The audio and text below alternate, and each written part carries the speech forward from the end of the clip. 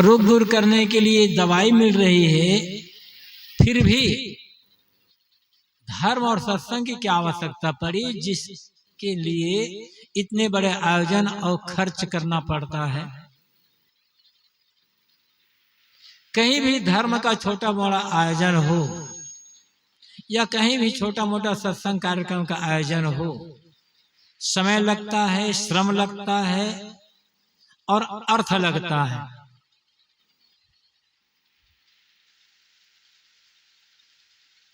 क्यों हम करते हैं ये सबको? आवश्यकता क्या है?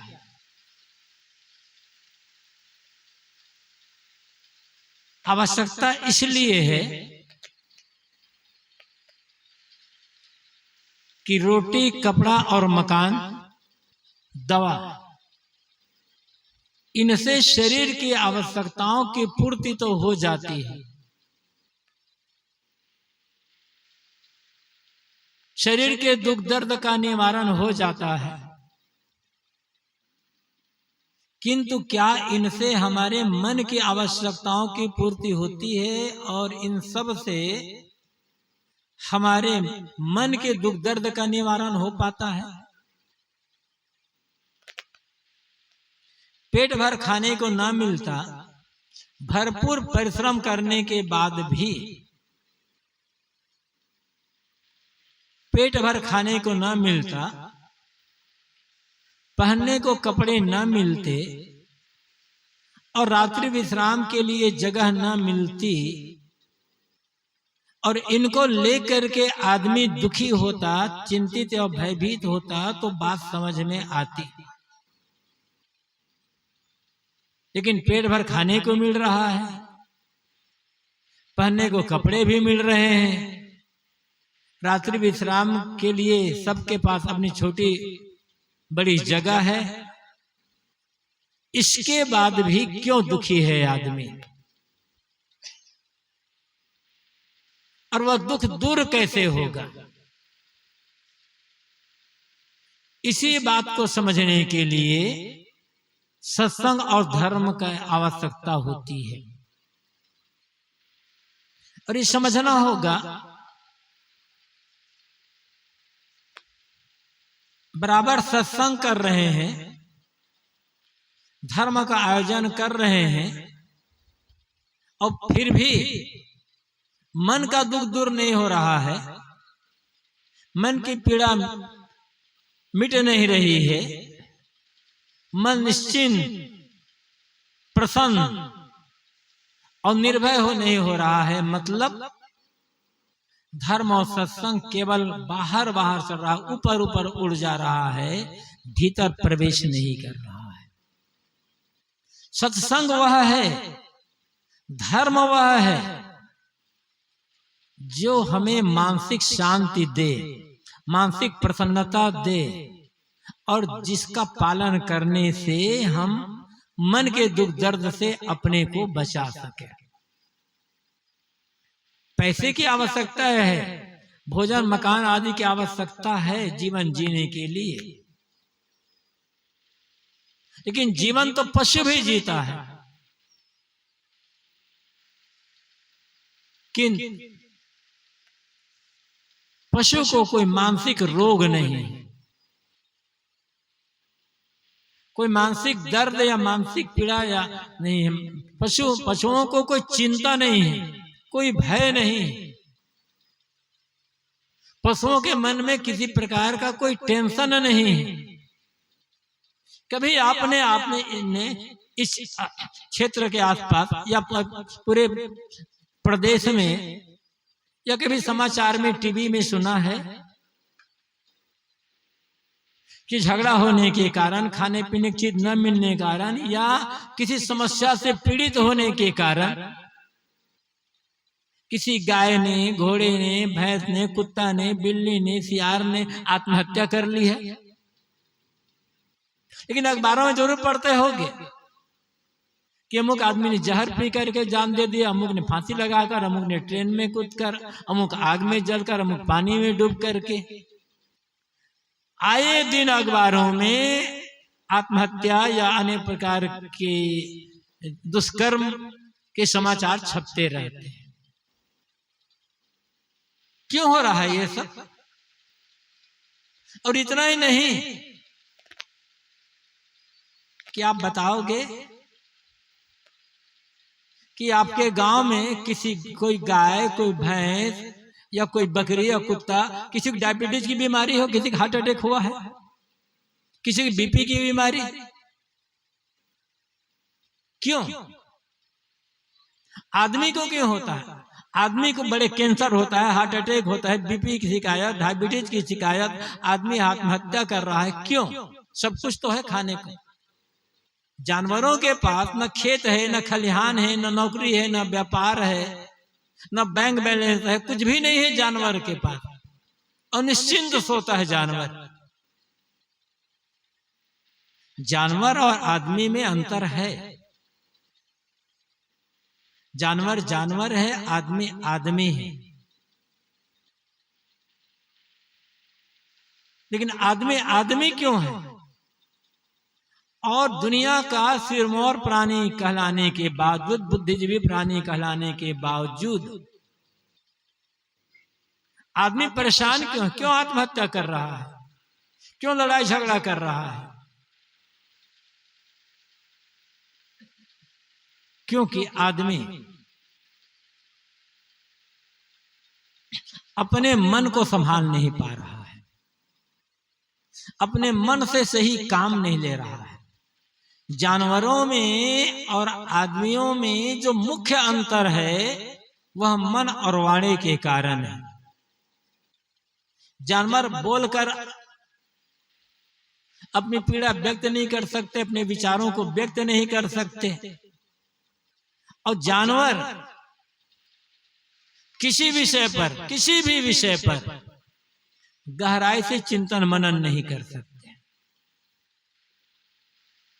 और ये दोनों विशेषताएं, ये दोनों अद्भुत शक्तियां मनुष्य को प्राप्त हैं। हमारे पास बोलने की कला है, बोलने की शक्ति है, और किसी विषय पर गहराई से चिंतन मनन करने की भी शक्ति हमारे पास है। अपने विचारों को हम अपनी वाणी के द्वारा व्यक्त कर सकते हैं, और दूसरे के विचारों को उनके शब्दों के द्वारा जान समझ सकते हैं। यदि आदमी के पास बोलने की और सोचने की शक्ति ना होती और आजादी ना होती, तो जानवरों में और आदमियों में कोई अंतर ना होता। ये दो शक्तियां हैं, बोलने की शक्ति और सोचने की शक्ति। इन दोनों शक्तियों ने आदमी को जानवरों से अलग कर दिया है, और आदमी इन दोनों को संभाल नहीं पा रहा है, दोनों का दुरुपयोग कर रहा है। इसलिए दुनिया में जितना दुखी आदमी है उतना दुखी कोई जानवर नहीं है। वैसे तो आदमी का बच्चा 2.5-3 साल की उम्र होते होते बोलना सीख जाता है, किंतु दुर्भाग्य यह है पूरी जिंदगी बीत जाती है, कैसे बोलना चाहिए, क्या बोलना चाहिए, आदमी सीख नहीं पाता है। सारी लड़ाइयां घर घर में जो लड़ाई है, सास बहू में, पिता पुत्र में, गोतनी गोतनी में, पति पत्नी में, ननद भावज में लड़ाई क्यों है? शब्दों के कारण, बोलने के कारण।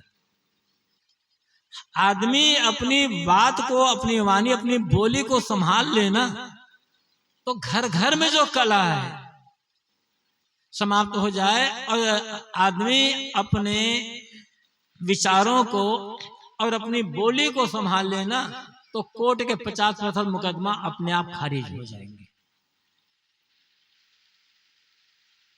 बुद्धि है आदमी के पास, विचारने शक्ति है आदमी के पास, लेकिन अच्छा उपयोग नहीं कर पा रहा है।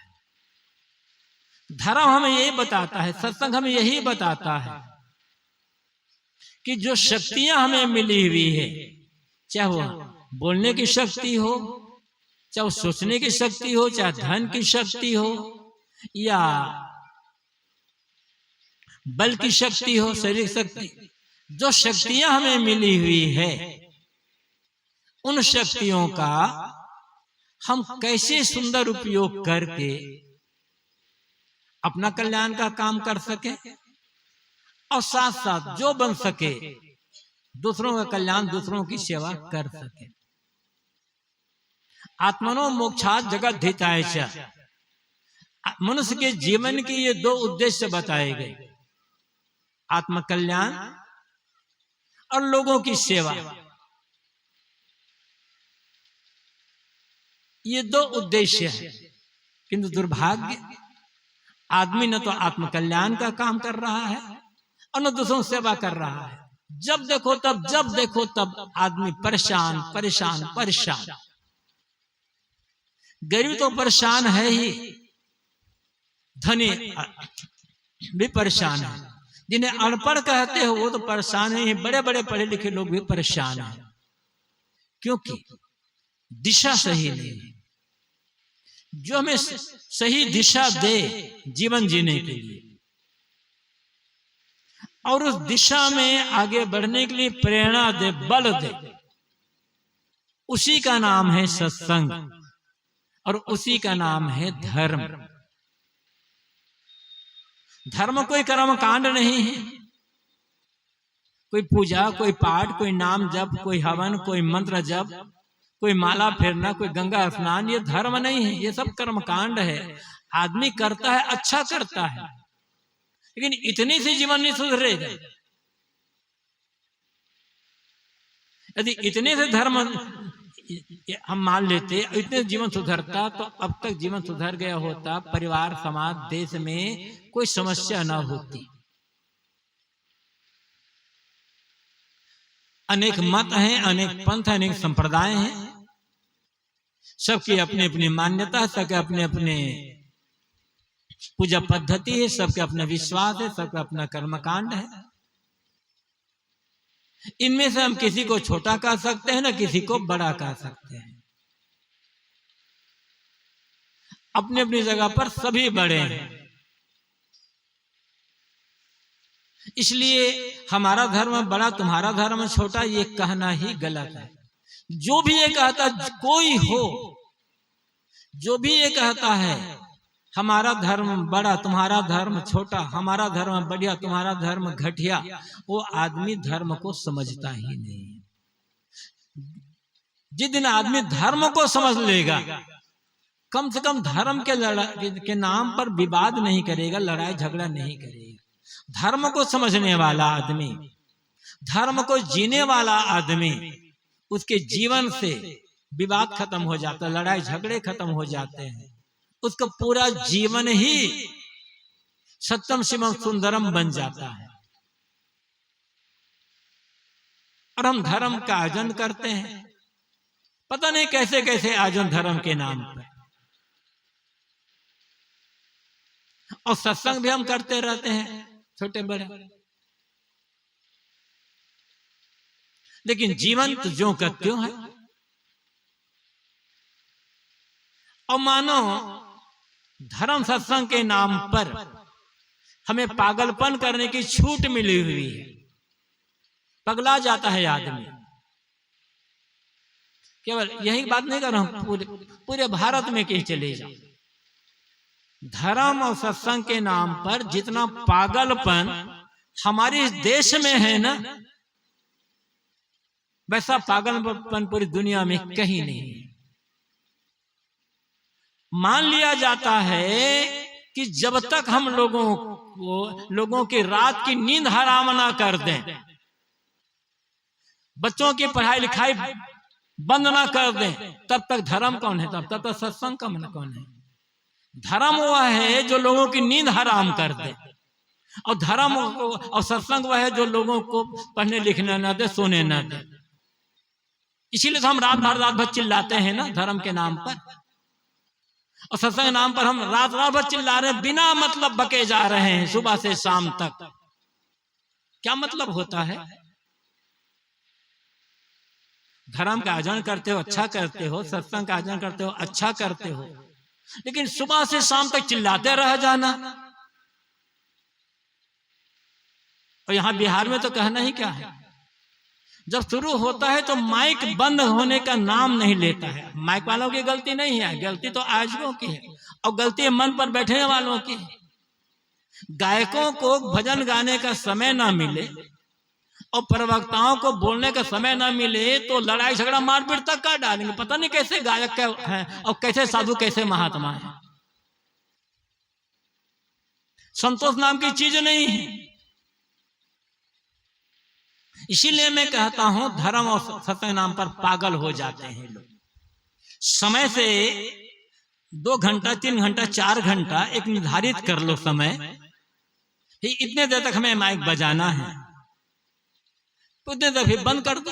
और रात्रि में तो 10 बजे के, वैसे तो 9 बजे के बाद तो एकदम शांत होना चाहिए, सुबह 6-7 बजे तक। इस सोने का समय है, पढ़ने लिखने का समय है, ध्यान चिंतन भजन करने का समय है। और दिन में भी समय निर्धारित 3 घंटे, जैसा भी समय हो, 3 घंटा 4 घंटा अलग अलग मीटिंग।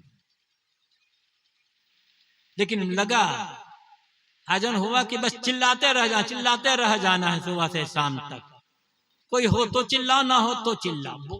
खुजलाहट है आदमी की जीभ में। ये सत्संग नहीं भैया। सत्संग के नाम पर पाप करना होता है, चाहे धर्म के नाम पर पाप करना होता है।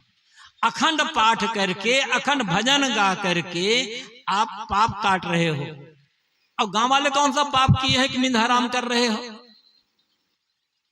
इतनी भी अकल जिनके दिमाग में नहीं आती है, वो लोग धर्म को समझेंगे और सत्संग को समझेंगे?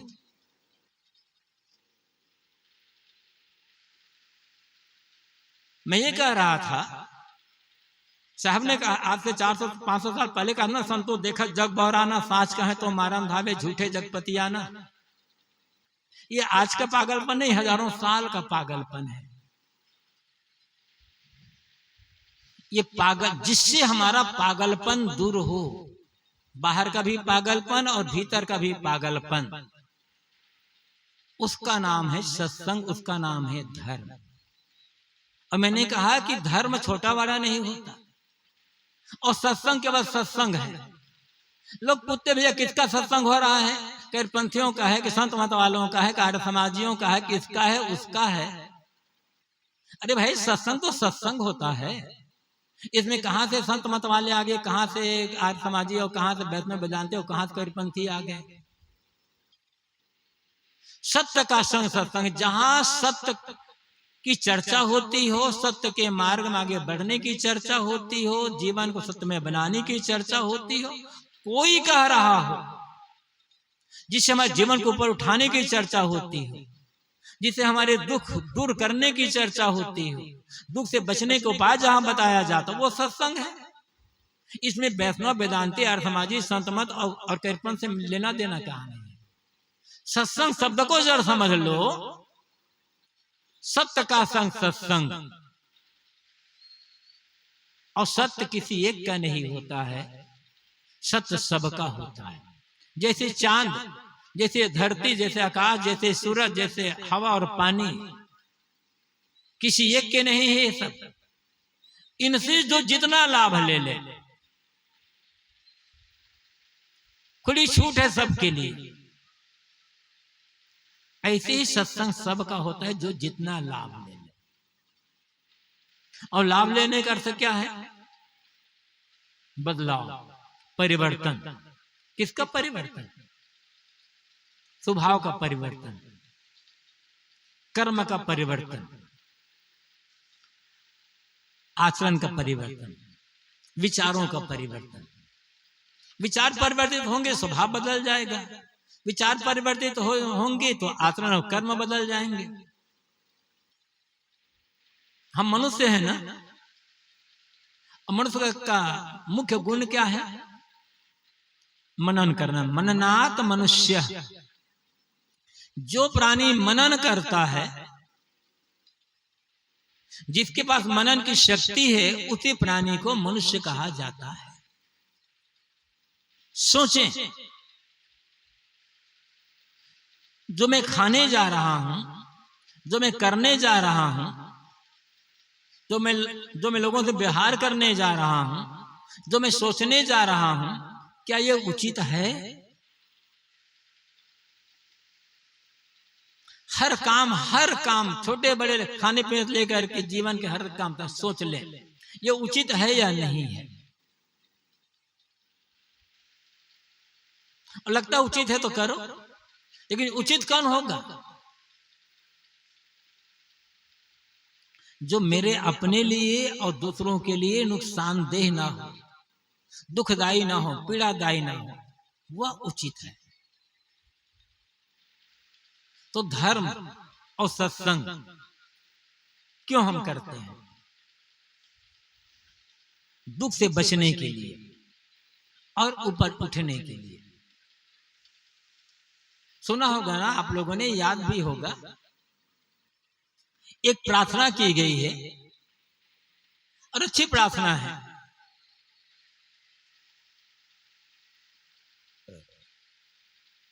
तमसो मां ज्योतिर्गमय अथतो मां सद्गमय मृत्युर्मां अमृतम गमय। मुझे अंधकार से प्रकाश की ओर ले चलो, असत्य से सत्य की ओर ले चलो, और मृत्यु से अमरता की ओर ले चलो। जो हमें अंधकार से प्रकाश की ओर आगे बढ़ने का मार्ग बताता है, दिशा देता है, प्रेरणा देता है, उसका नाम है धर्म और उसका नाम है सत्संग। अब सोचिए, वर्षों बीत गए सत्संग करते करते, वर्षों बीत गए धर्म का आयोजन करते करते, हमारे भीतर का जो अंधकार है, अज्ञान का अंधकार, वो कितना दूर हुआ और कितना भीतर ज्ञान का प्रकाश फैला। और यदि ज्ञान का प्रकाश से जीवन प्रकाशित नहीं हुआ, अज्ञान का अंधकार दूर नहीं हुआ, तो हम सत्संग कहां कर रहे हैं? फिर हम धर्म का आयोजन कहां कर रहे हैं? औपचारिकता निभा रहे हैं, कर्मकांड कर रहे हैं, सब ऊपर ऊपर चढ़ा जा रहा है।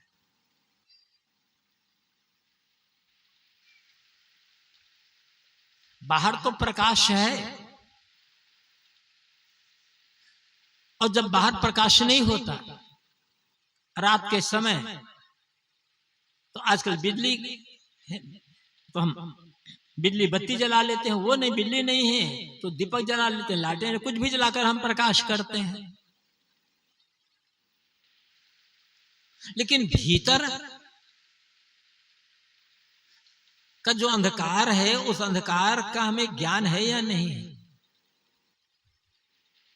ये अंधकार, अज्ञान का अंधकार, अविवेक का अंधकार, अहंकार का अंधकार, और जिसके जीवन में अज्ञान और अहंकार का अंधकार है, उस आदमी को केवल भटकना ही भटकना है। अज्ञान और अहंकार का अंधकार है, मतलब जीवन में केवल दुख दुख दुख। अनपढ़ है कि पढ़ा लिखा, ये बड़ा महत्वपूर्ण नहीं है। अनपढ़ के जीवन में भी, अनपढ़ के भीतर मन में, अंतःकरण में भी ज्ञान का प्रकाश हो सकता है। और बड़े बड़े विद्वान कहलाने वाले, बड़े डॉक्टर, बड़े इंजीनियर, बड़े प्रोफेसर, वाइस चांसलर, बड़े नेता, बड़े बड़े बड़े प्रशासनिक अधिकारी और बड़े बड़े वकील, जज, उनके भीतर भी अज्ञान का अंधकार हो सकता है। वे विद्वान हो सकते हैं, विद्वान होना अलग बात है, किंतु भीतर ज्ञान का प्रकाश होना अलग बात है। बड़े पढ़े लिखे हैं, मैंने कहा कि डॉक्टर हैं, इंजीनियर हैं, वकील हैं, जज हैं, नेता हैं, बड़े आईएएस आईपीएस अधिकारी हैं, अब पता नहीं कौन कौन है, शराब पी रहे हैं। जिसके भीतर ज्ञान का प्रकाश होगा शराब पिएगा? गुटखा, सिगरेट, तंबाकू ये सब खा पी रहे हैं।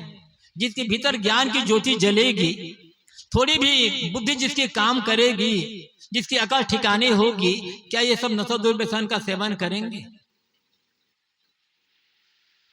भले पढ़ लिख लिए हैं, विद्वान बन गए हैं, अनेक भाषाओं के और अनेक विषयों के आचार्य और ज्ञाता बन गए हैं, विद्वान बन गए हैं, लेकिन अभी भी घोर अंधकार छाया हुआ है भीतर।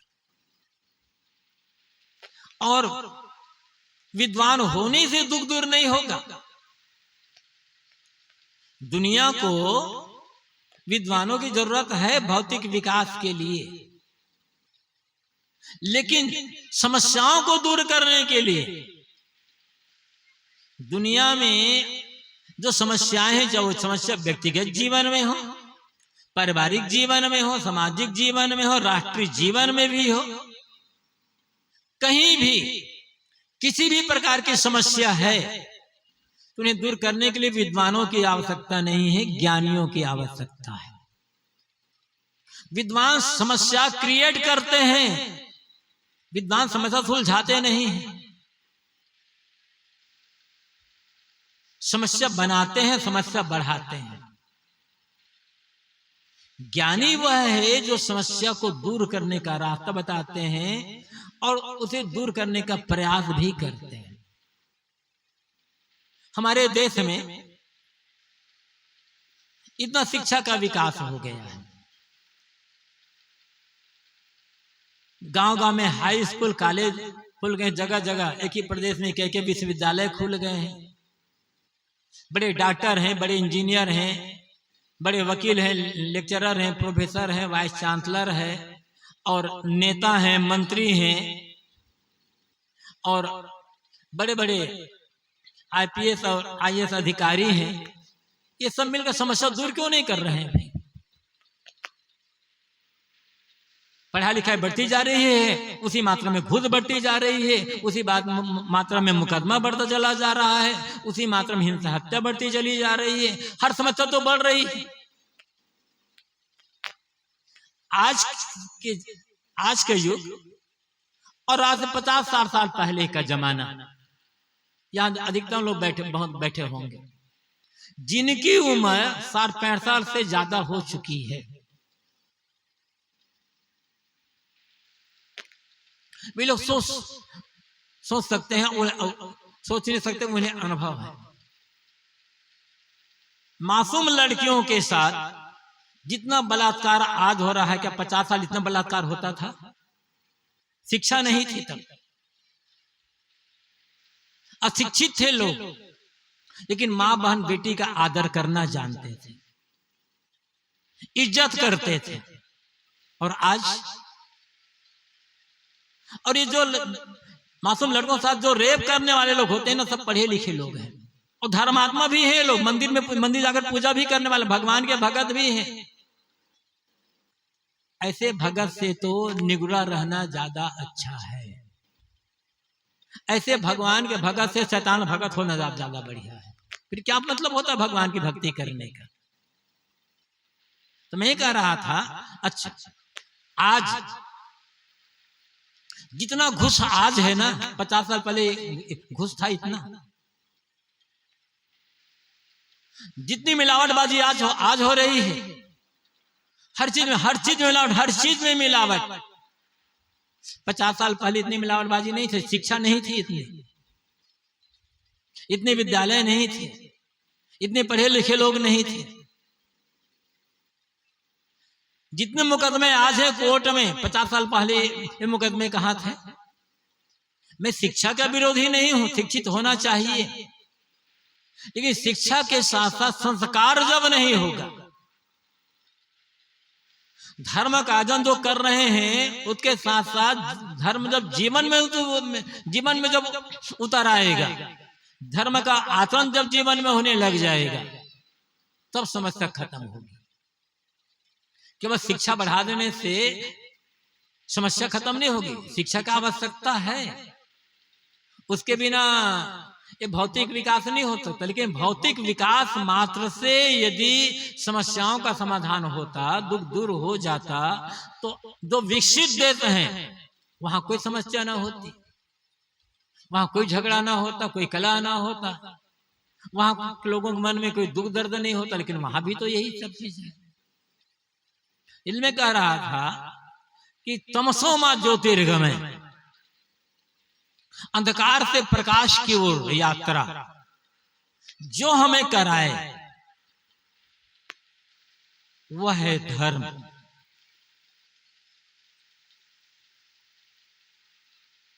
और वो धर्म मिलेगा संतों की संगति में। किसी भी मत पंथ के संत हो, संत का मतलब संत, और संत का मतलब सफेद कपड़ा या अमुक प्रकार, सफेद लाल या अमुक प्रकार का कपड़ा पहनने वाला नहीं होता है।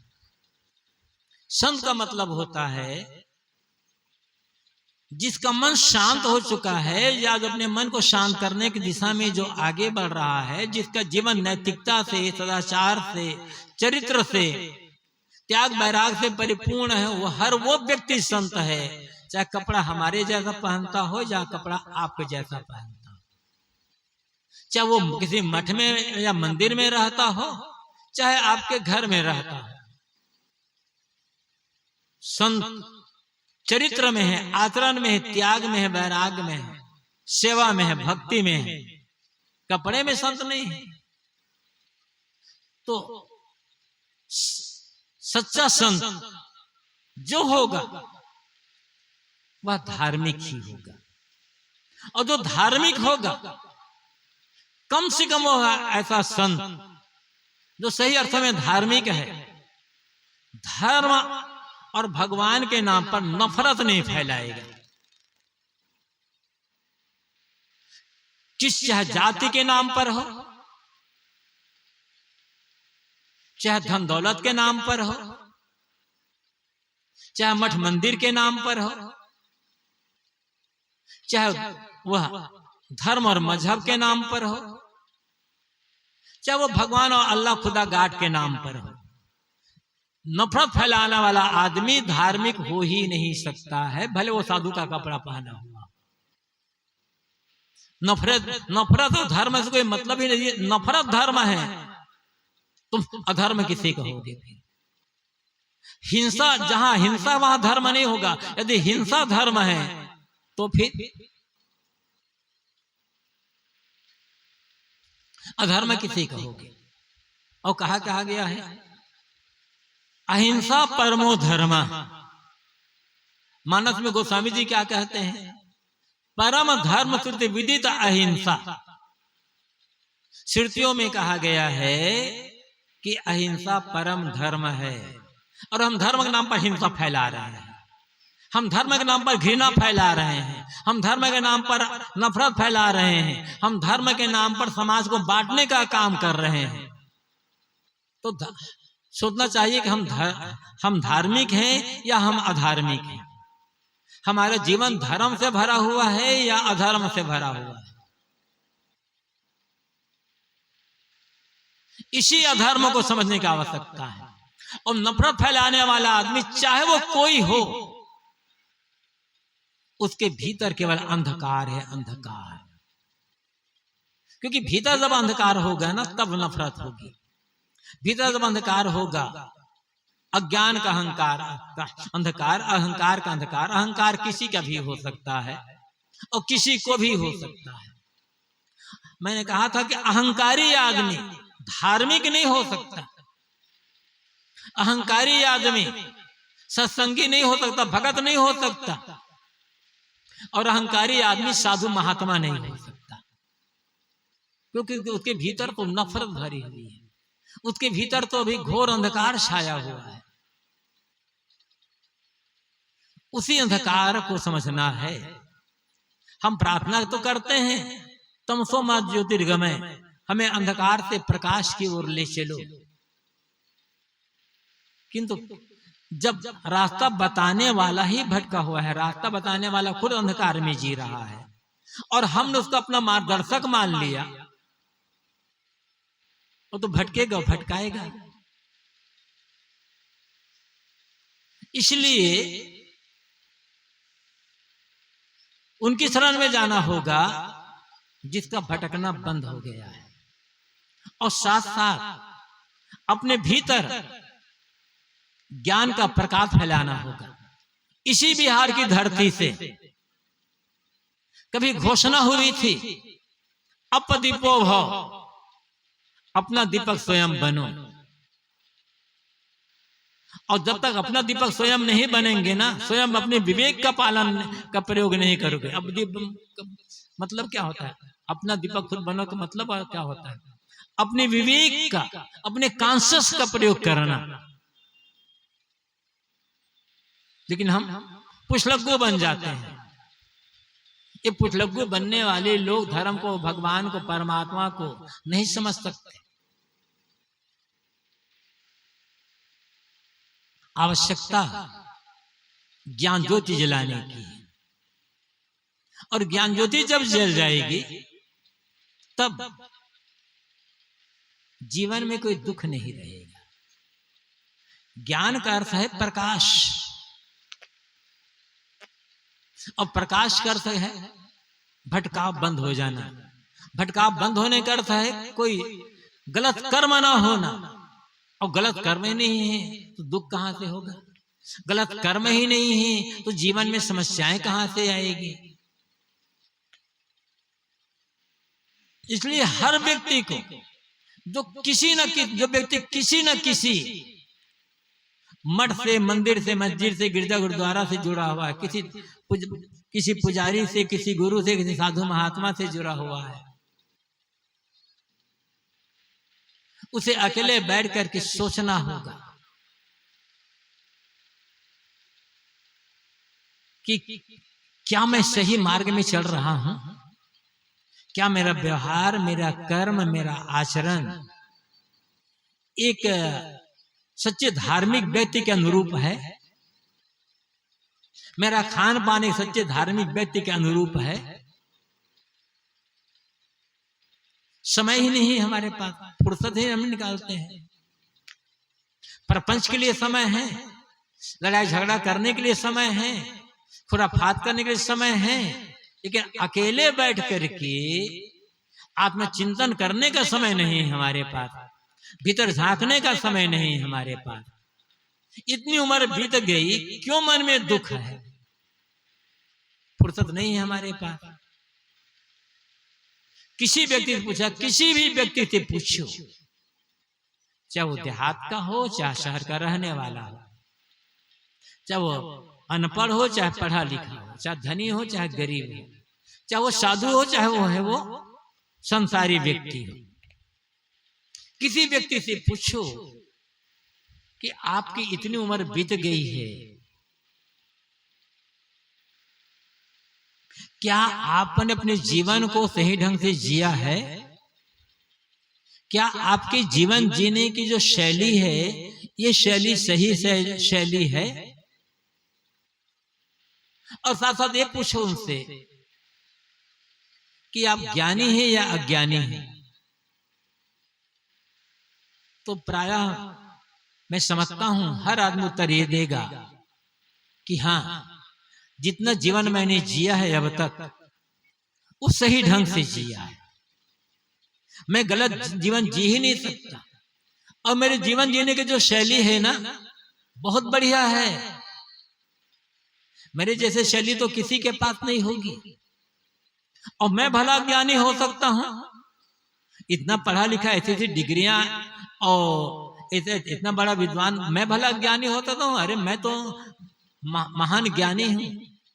हर आदमी का अहंकार है ज्ञानी होने का, हर आदमी का अहंकार है अपनी जीवन शैली सही होने का, और हर आदमी का अहंकार है जीवन को सही जीने का। यदि सचमुच में ऐसा है तो आपको बहुत बहुत धन्यवाद, बहुत बहुत धन्यवाद है।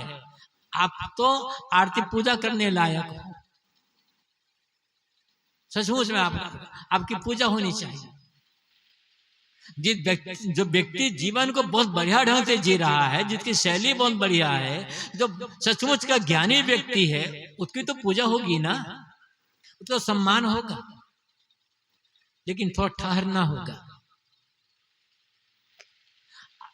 किस आधार पर आप कह रहे हो कि मैंने जितना जीवन जिया है वो जीवन सही ढंग से जिया है? आपकी जीवन शैली बहुत बढ़िया है, कसौटी क्या है, पहचान क्या है? और आप ज्ञानी हैं तो आपकी ज्ञानी होने की क्या कसौटी है? फिर कोई आधार होगा ना ये सब कहने का?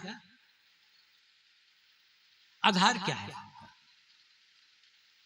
बहुत बड़ा भवन बना लिए, बहुत बड़ा व्यापार फैला लिए, खूब रुपया पैसा कमा लिए, नेता बन गए, एमएलए बन गए, एमपी बन गए, मंत्री बन गए, बड़े अफसर बन गए, बड़े साधु बाबा बन गए। ये सब तो आदमी छल कपट और बेईमानी करके भी कर हो सकता है। और सीधी बात है, बेईमानी से ही धन ज्यादा कमा सकते हो। ईमानदारी की कमाई से आप बहुत बड़े पति सेठ नहीं बन सकते। 2 नंबर की कमाई जितने हो जाए तब बड़े सेठ बनोगे। 2 नंबर की कमाई से बड़े मकान बना लोगे। ये सब जीवन जीने के सही तरीके की पहचान नहीं है। ये सब ज्ञानी होने, आप कहते हैं ना कि हम इतने पढ़े लिखे, हम ऐसे हैं, हम वैसे हैं, ये ज्ञानी होने की पहचान नहीं है। जीवन सही तब जी रहे हैं, और जितना जीवन जिया है आपने सही जीवन जिया है, इसकी कसौटी तब होगी जब आपके मन में या हमारे मन में कोई चिंता ना होती हो, कोई भय ना हो, कोई तनाव ना हो मन में। क्योंकि अच्छे जीवन का परिणाम है मन में प्रसन्नता, मन में शांति, मन में आनंद, निर्भयता, चैन की बंसी बजते रहना। और सही जीवन जीने के आपकी जीवन शैली सही है, इसका परिणाम है आपके व्यवहार से, आपके रहन सहन से, आपके परिवार वाले बड़े खुश रहना, आपके संगी साथी खुश रहना, आपके रिश्तेदारों का खुश होना। क्योंकि आप मीठी बानी बोलते हो, मीठा व्यवहार करते हो, आदर सम्मान में आगे रहते हो, सहनशील हो, संतोषी हो, दूसरों आगे बढ़ाने का प्रयास करते हो, तो आपके घर वाले तो बड़े प्रसन्न रहेंगे ना। लेकिन न तो आपके घर वाले खुश हैं आपके व्यवहार से, न तो रिश्तेदार खुश हैं, न पड़ोसी खुश हैं, तब कैसे कहते जीवन शैली मेरी सही है? लोग आपका बैठना भी नहीं चाहते, आपका सुनना भी नहीं चाहते, कैसे कहते मेरी जीवन शैली सही है? और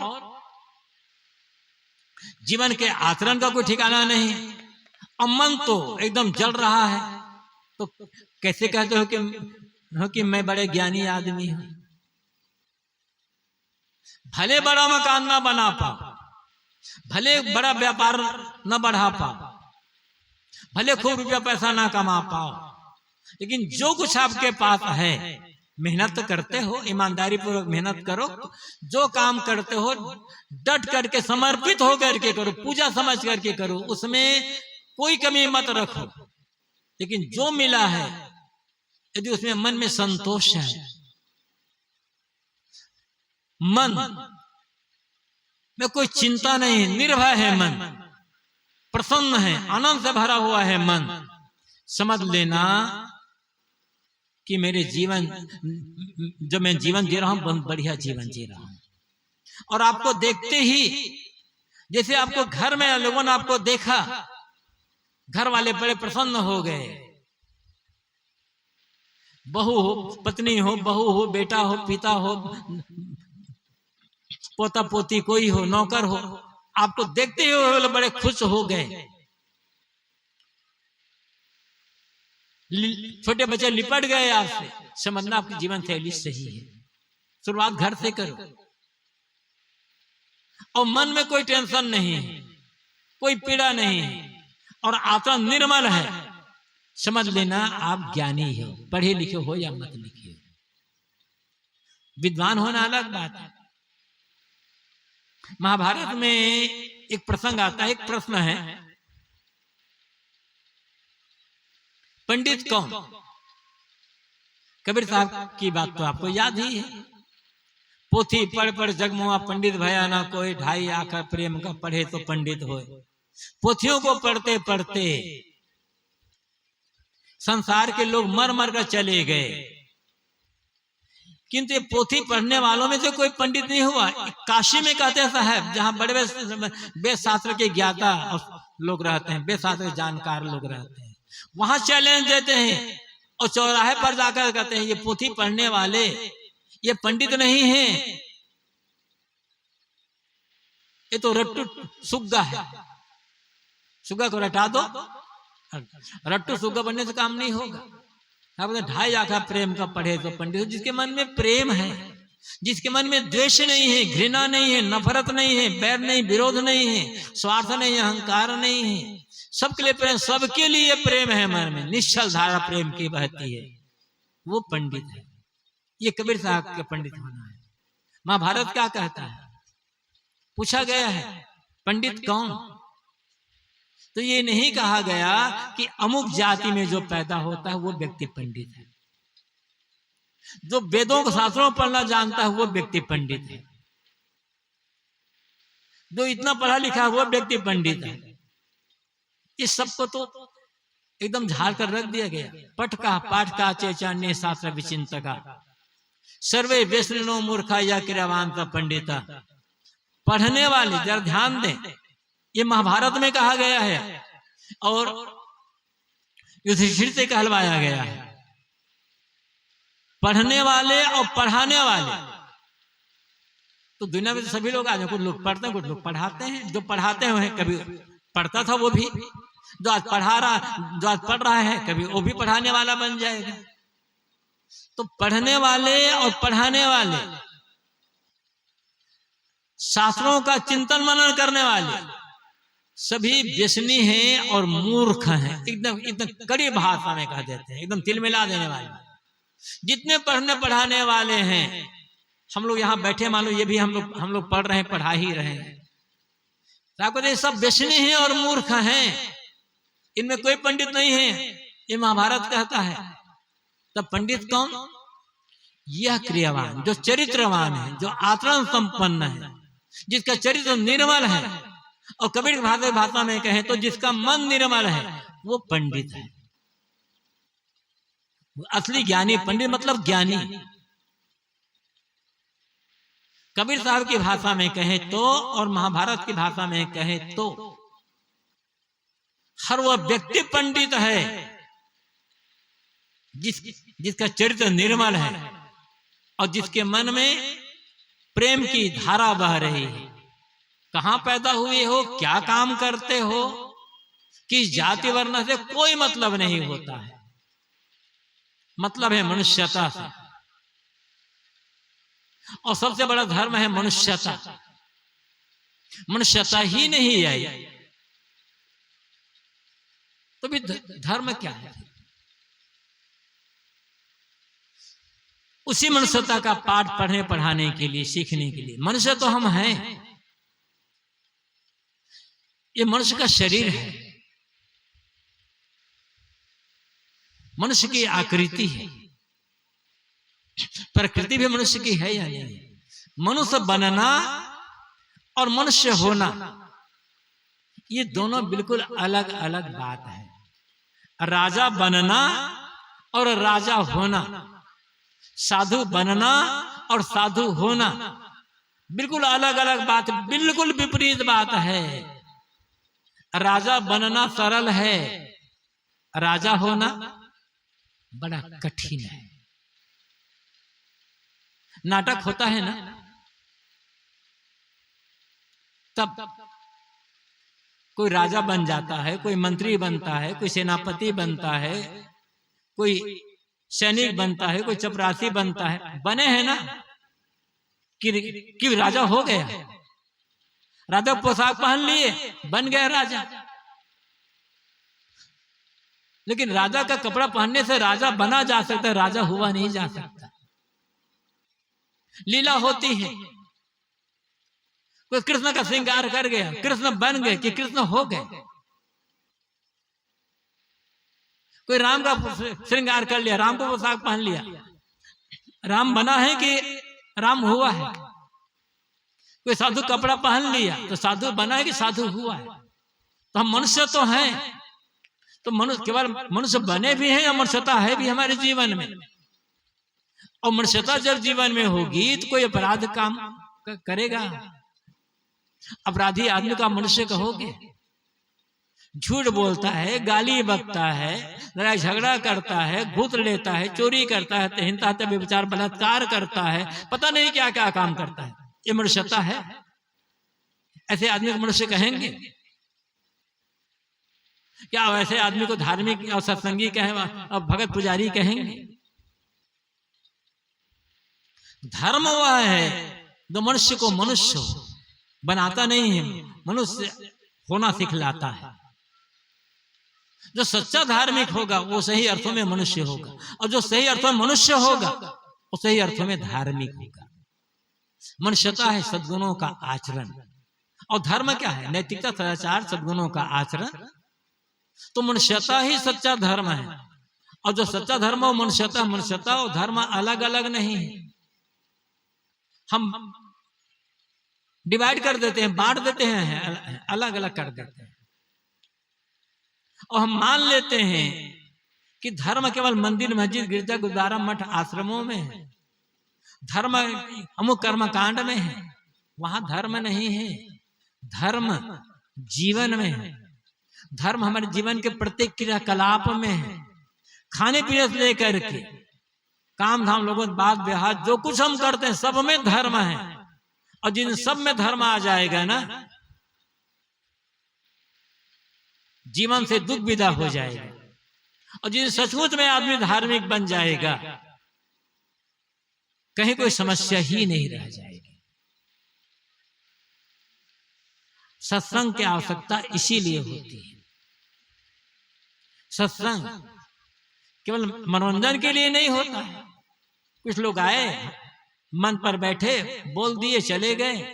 कुछ लोग आए, नीचे बैठे, सुन लिए, चले गए। बोलने वाले भी धोखा में और सुनने वाले भी धोखा में। बोलने वाले का जीवन बदले, सुनने वालों का जीवन बदले। बोलने वाले का स्वभाव में परिवर्तन आए और सुनने वालों स्वभाव में परिवर्तन आए, आचरण में, कर्म में, व्यवहार में परिवर्तन आए, तब धर्म होगा, तब सत्संग जो है करना सार्थक होगा।